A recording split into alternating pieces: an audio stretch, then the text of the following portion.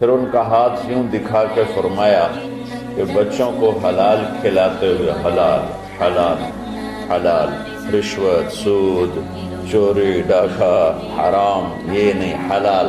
بچوں کو حلال کھلاتے ہوئے جو ہاتھ ایسا ہو جاتا ہے اس پہ جہنم کی آگ حرام ہو جاتی ہے۔ لیکن ایک مائنڈ سیٹ بن چکا ہے ہمارے ہاں کہ بس یہی دینداری ہے۔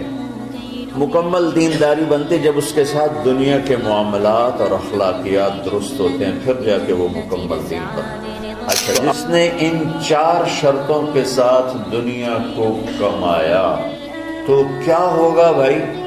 تو فرمایا لقی اللہ یوم القیامہ ووجہہ مثل القمر لیلۃ البدر، قیامت کے دن یہ اللہ کے دربار میں ایسے پیش ہوگا کہ اس کا چہرہ 14ویں رات کے چاند کی طرح چمک رہا ہو۔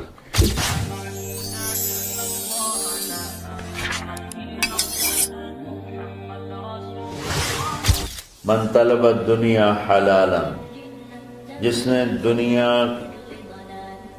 کمائی حلال، کاروبار کیا، نوکری کی، تجارت کی، زراعت کی، کوئی بھی ریڑھی لگائی، چھابا لگایا، سائیکل پہ منیاری بیچی، جو بھی کیا، من طلب الدنیا حلالا، جس نے دنیا کو طلب کیا حلال راستے سے، سعین علی اہلہ، اب بھائی کیوں کماتے ہو؟ کہا جی بچوں کو کھلانا ہوتا ہے اس لیے۔ تعطفا علی جارہ، کیوں کماتے ہو؟ کہا جی کچھ اللہ کے غریب بندے ہوتے ہیں ان پر خرچ کرتا ہوں۔ استعفافا عن المسئلہ، کیوں کماتے ہو؟ کہا جی کسی سے سوال نہ کرنا پڑے۔ تو 4 باتیں میرے نبی فرما رہے ہیں، رزق حلال کمایا، بچوں پر خرچ کرنے کے لیے کمایا، غریبوں پر خرچ کرنے کے لیے کمایا، اور سوال سے بچنے کے لیے کمایا۔ اس میں کوئی نماز، روزہ، حج، زکوٰۃ، تہجد، تبلیغ، جہاد کا کوئی ذکر ہے نہیں۔ اچھا، جس نے ان 4 شرطوں کے ساتھ دنیا کو کمایا تو کیا ہوگا بھائی؟ تو فرمایا لقی اللہ یوم القیامہ ووجہہ مثل القمر لیلۃ البدر، قیامت کے دن یہ اللہ کے دربار میں ایسے پیش ہوگا کہ اس کا چہرہ 14ویں رات کے چاند کی طرح چمک رہا ہو۔ اللہ نے ہمیں ایسا دین عطا فرمایا۔ حضرت سعد بن معاذ رضی اللہ تعالیٰ عنہ آپ کی محفل میں بیٹھے ہوئے تھے تو وہ دہاڑی کرتے تھے، مزدوری کرتے تھے اپنے باغ میں خود ہی۔ تو آپ کے ان کے ہاتھوں پہ نظر پڑی تو ہاتھوں میں مزدوروں کے نا ہاتھ سخت ہو جاتے ہیں، بہت ہارڈ ہو جاتے ہیں، وہ کسی چلا چلا کے ہاتھوں سے کام کرتے۔ تو آپ نے دیکھا تو ان کے ہاتھ بڑے سخت۔ آپ نے ان سے پوچھا سعد یہ تیرے ہاتھوں کو کیا ہے؟ کہا یا رسول اللہ خود ہی مزدوری کرتا ہوں بچوں کا پیٹ پالنے کے لیے، تو وہ کام کرتے کرتے میرے ہاتھ ایسے ہو گئے ہیں، ٹھیک ہے،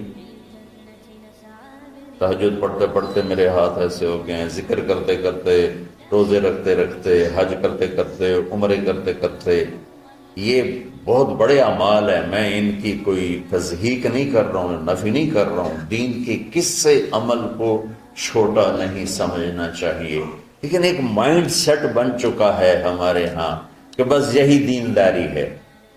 یہ کوئی عمرے کر رہا ہے، کوئی حج کر رہا ہے، کوئی دیگیں چڑھا رہا ہے، تو اس کو دینداری ہے بھی صحیح، اس میں کوئی شک نہیں، ہے بھی صحیح، لیکن ادھوری دینداری ہے۔ مکمل دینداری بنتے جب اس کے ساتھ دنیا کے معاملات اور اخلاقیات درست ہوتے ہیں، پھر جا کے وہ مکمل دین بنتا ہے۔ تو آپ نے دیکھو میری طرف، آپ نے سعد کا ہاتھ یہاں سے پکڑا اور سب کو دکھا کے اس کو بوسہ لیا، پھر ان کا ہاتھ یوں دکھا کے فرمایا کہ بچوں کو حلال کھلاتے ہوئے حلال حلال حلال، رشوت، سود، چوری، ڈاکہ، حرام یہ نہیں، حلال۔ بچوں کو حلال کھلاتے ہوئے جو ہاتھ ایسا ہو جاتا ہے اس پہ جہنم کی آگ حرام ہو جاتی ہے۔ وَكَذَلِكَ جَعَلْنَاكُمْ، بولو، امتاً، ہم نے تمہیں معتدل، اعتدال والی دنیا امت بنایا ہے، نہ دنیا میں ایسے لگو کہ دین برباد ہو جائے، نہ دین میں ایسے لگو کہ دنیا معطل ہو جائے۔